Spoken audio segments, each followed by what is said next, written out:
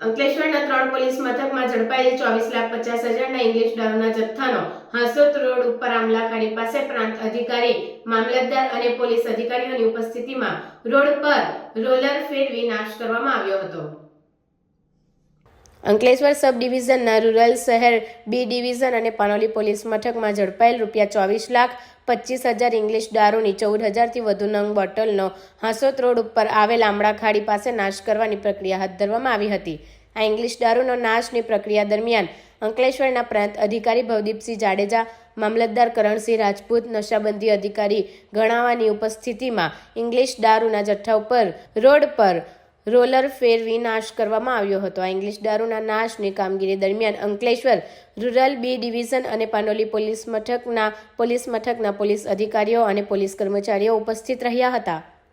આજરોજ 31 ડિસેમ્બર 2024ના રોજ મહેરબાન કોર્ટના આદેશ અનુસાર અંકલેશ્વર સબ ડિવિઝનના 3 પોલીસ સ્ટેશનો, Panoli police station, Ankleshwar B division અને અંકલેશ્વર ગ્રામ્ય પોલીસ સ્ટેશન, આ 3 પોલીસ સ્ટેશનોનો ટોટલ 24,50,000નો મુદ્દામાલ, જેમાં 14,000 જેટલી બોટલોનો સમાવેશ થાય છે, તેનો 3 પોલીસ ઇન્સ્પેક્ટરોની હાજરીમાં તથા ડીવાયએસપી શ્રી અંકલેશ્વરની હાજરીમાં નાશ કરવામાં આવે છે।